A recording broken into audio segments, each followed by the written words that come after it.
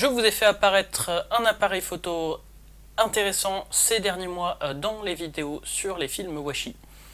Et il est le temps maintenant de présenter cet appareil photo là.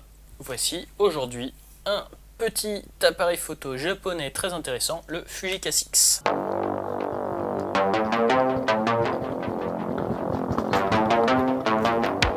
Salut à tous et bienvenue dans ce nouvel épisode de Photantique où l'on parle de photographie antique et atypique. Et là on est vraiment dans l'antique et dans l'atypique puisque on va parler d'un appareil photo des années 50 et en plus qui se trouve franchement pas facilement dans nos contrées. Je l'ai fait importer du Japon. Il s'agit du Super Fuji K6. Donc je vais parler rapidement de l'historique de cet appareil photo là, comment il fonctionne, et puis ensuite on ira faire quelques photos avec, puisque c'est un appareil photo, c'est bien pour la collection, mais c'est aussi surtout bien pour faire des photos. Alors, l'historique de ce truc-là, et il faut savoir que fin des années 40, début des années 50, les Japonais voulaient faire aussi bien que les Allemands et les Américains au niveau des appareils photo. Donc ils ont tenté de faire des appareils photo comme les Allemands, voire de les améliorer. Donc c'est à ce moment-là que diverses entreprises d'optique ont créé leur propre appareil photo. Je parle notamment d'Olympus, de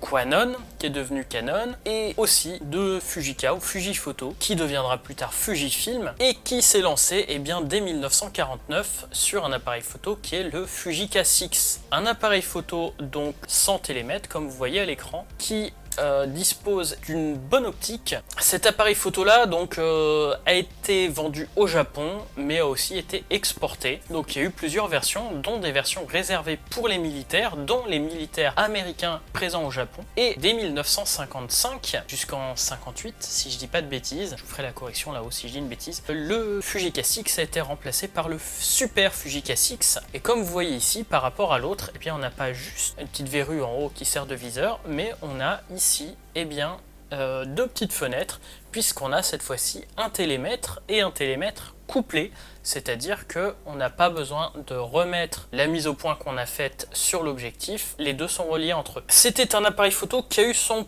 petit succès, que ça soit au Japon ou à l'international, mais je dois dire que je l'ai trouvé complètement par hasard lors de mes recherches sur eBay pour chercher complètement notre truc. En fait, je voulais un Yashica au départ et au final je me suis retrouvé sans Yashica puisque je me suis retrouvé avec cet appareil photo là qui m'a semblé vraiment intéressant, que je n'ai absolument jamais vu ici en Occident, sur les marchés, sur les brocantes photos, etc. Je sais pas combien il y en a eu d'exportés hors du Japon, mais il me semble assez rare hors du Japon. C'est un appareil photo donc à soufflet, un télémétrique donc qui s'ouvre comme ça. On a directement sur l'objectif l'ouverture et la vitesse. On a en plus plusieurs autres boutons. On a ici MFX pour régler en fait le flash qu'on règle dessus, puisqu'à l'époque on avait le M pour le flash au magnésium, F pour un flash électronique et X pour la synchro X. Donc voilà, c'est pour synchroniser par rapport à un flash qui mettrait un peu de temps à se mettre. On a aussi, on va charger l'obturateur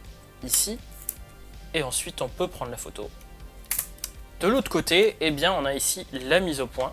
En haut, on a ici le déclencheur. On a en haut une petite roue où vous voyez ici, on peut indiquer ce qu'on a comme film dans l'appareil photo, puisqu'il n'y a pas de fenêtre derrière. On a ensuite ce petit levier rouge qui permet en fait à chaque photo d'indiquer si la photo a été prise ou pas, pour éviter les doubles expositions. Derrière, on a ici un reset pour revenir à zéro, qui fonctionne pas très bien sur mon appareil.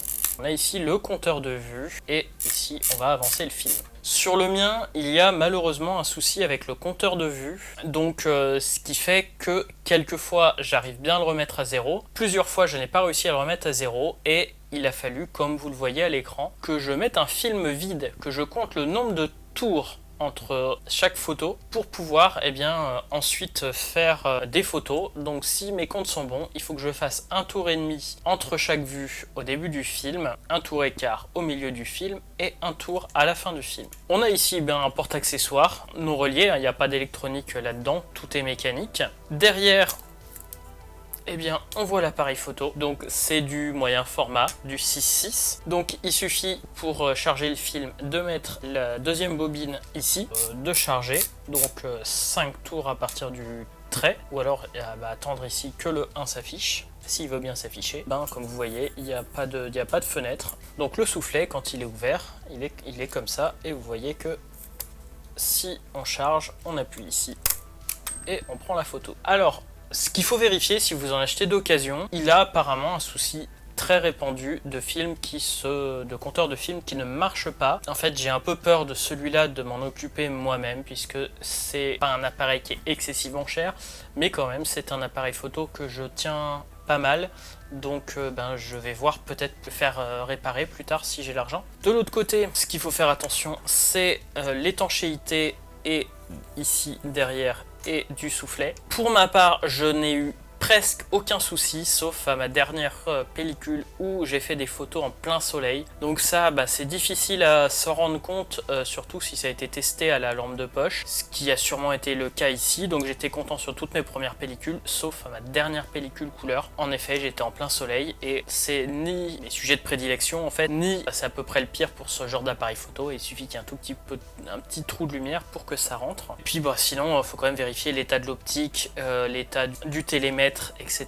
Pour ma part, tout ça est en bon état, à part, comme je vous ai dit, les deux petits trucs qui sont un petit peu embêtants. Et donc le télémètre, au moment où on veut prendre la photo, donc on va régler son ouverture et sa vitesse ici sur l'objectif, et on va régler sa mise au point à l'intérieur avec ce petit levier ici. Il faut que les deux images dans le viseur, comme vous voyez, la petite image jaune soit sur l'image standard, et ainsi on sait que notre photo est nette. Comme ça que fonctionne ce genre de télémètre. En posemètre, j'utilise mon téléphone. Il y a bien sûr des vrais posemètres que l'on peut utiliser aussi, je n'en ai pas ici. Et voilà, c'est un appareil photo qui esthétiquement est intéressant, optiquement est intéressant, et je trouve qu'à l'utilisation, à part le fait que je n'ai pas l'étui, ce qui fait que si je veux me filmer notamment, c'est compliqué. Donc j'ai eu certaines photos où j'avais mis tout simplement des sangles que j'utilise lors des mariages, qui se connectent sur le truc trépied, mais je l'ai pas fait tout le temps, ce qui fait que je vous ai pas filmé beaucoup de mes séances photos. Alors je suis parti l'utiliser, donc vous avez vu, j'ai fait les washi en premier, j'ai fait aussi une première pellicule moyen format noir et blanc pour tester s'il fonctionnait. Il a fonctionné nickel. Malheureusement, au fur et à mesure, j'ai eu les soucis d'espacement qui sont apparus après. Pour cette vidéo là, je vous ai fait une pellicule couleur, et je me suis amusé à faire des doubles expositions. C'est la première fois que je fais volontairement des doubles expositions. Vous voyez un peu ce que ça donne. Donc malheureusement, c'est là où je l'ai dit, il y a des petites fuites de lumière. C'était une pellicule Fuji 400 ISO qui n'est pas périmée depuis très longtemps, parce que je pense que c'est moi qui l'ai achetée neuve. Et au départ, je me suis trompé dans l'exposition. Je pensais qu'elle avait au moins 20 ans, donc je l'ai surexposée de 2 diaph, ce qu'il fallait pas. Mais elle réagit quand même bien, puisque c'est une pellicule que j'ai achetée en 2016. Donc vous voyez le résultat de ce que je peux publier, parce que bien sûr, je peux pas publier les photos de famille que j'ai faites avec. Et ensuite, j'ai fait une deuxième pellicule que je n'ai pas encore développée au moment où je fais cette vidéo-là. Donc je vous rajouterai peut-être des commentaires au moment de la publication de la vidéo, que j'espère ont fonctionné, donc avec de la FOMA 100. Et puis donc vous voyez le résultat défilé à l'écran, et puis donc les différentes pellicules que j'ai fait. Qu'en dire de cet appareil photo là à l'utilisation, à part ce souci de défilement de compteur de vue qui est quand même franchement embêtant. À l'utilisation, j'adore les petits boîtiers. Ça reste gros, mais c'est un appareil moyen format, ça fait du 6.6. C'est un 6.6 de poche, avec des très grandes poches, un baggy, des gros sweats à capuche avec des grosses poches, mais ça rentre dans certains de mes sweats, alors que je suis pas très grand. Donc c'est pas si gros que ça, et franchement, ça prend pas beaucoup de place dans le sac, donc pour un moyen format, j'adore. J'adore ce boîtier, donc d'habitude pareil, je tente la rénovation moi-même, et ça c'en est un où je ne vais pas tenter la rénovation moi-même, enfin je pense pas, parce que c'est un appareil photo qui mérite de se faire vraiment rénover par un pro, et surtout qui mérite de sortir faire des photos, parce que c'est un super appareil photo, que ce soit pour faire des photos pro, des photos artistiques. Voilà, c'est super, et il se trouve à 200-250 € sur internet. Franchement, ça les vaut. Moi, je préfère utiliser ça par rapport à un Blade ou Pentax 6.7, même si j'aimerais bien essayer un jour un Pentax 6.7, qui sont gros et lourds. J'adore le format, j'adore l'utilisation.